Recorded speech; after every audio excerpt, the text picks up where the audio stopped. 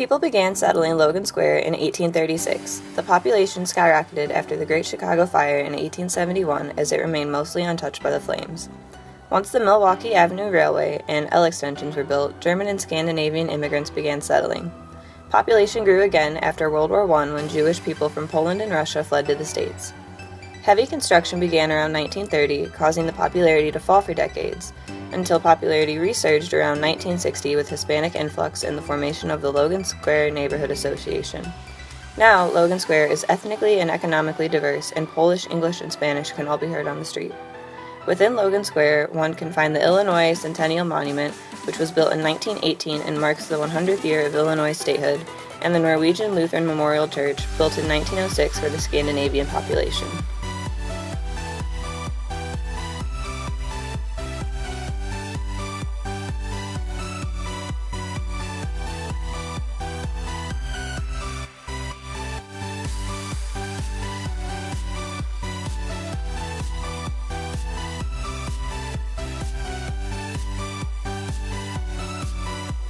While everyone else walked to the Granville Red Line station, I luckily got dropped off.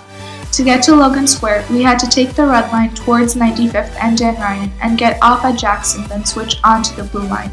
But despite being a Chicago native, I got us lost and got us off at Grandin State, which, by the way, isn't really my fault. Red Line, your maps are inaccurate. We walked most of the way to Lake, but then we found a bus that could get us to the Blue Line stop a little quicker.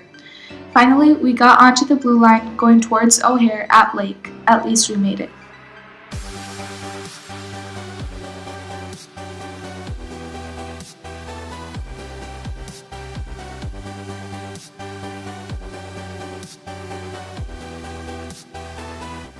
We decided to get food to start off our trip, and we found a brunch place called Rena. It had a very hipster vibe, and all of the staff was very helpful and peppy. Hannah, Vaughn, and I decided to go for breakfast sandwiches while Maruk ordered pasta. We were all very satisfied with our sandwiches, but sadly, Maruk's pasta was cold and unappetizing. Overall, it was a nice, cheap restaurant and a good way to start the day.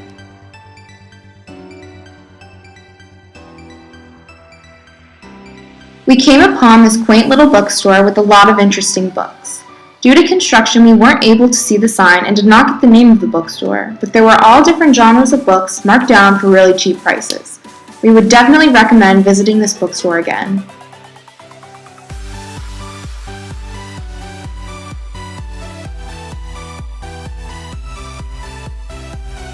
We found a small boutique called Wolfbait that had everything from clothes to posters to soap, with almost everything Chicago themed.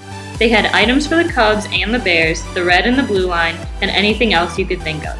It was slightly on the expensive side, but if you're looking for unique boutique shopping, we highly recommend looking here.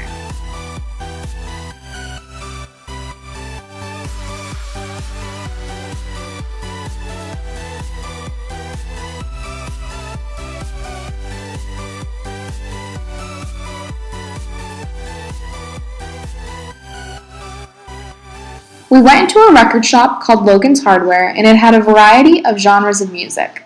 Most of the music was old school and that I personally had never heard of, but I did find the Eagles, which was a name I recognized. So if you're into records and old school music, definitely go check out Logan's Hardware. I wanted to show off Margie's, started by Margie herself in 1921. They're an ice cream parlor and chocolate shop unique to Chicago. We went to the original location and I ordered the Raspberry Ravenswood shake. Hannah and Vaughn got chocolate shakes and Kyla got a chocolate shake with a brownie. I definitely recommend Margie's. Everyone should try it at least once if in Chicago. While looking through Logan Square, we walked past a big bowling alley that we would have loved to explore, but sadly we didn't have the time.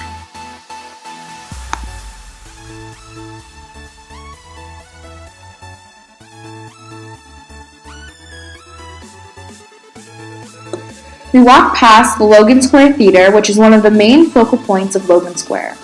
They showed movies that you would find in a regular theater today, and if we had had the time, we would have stayed and watched something.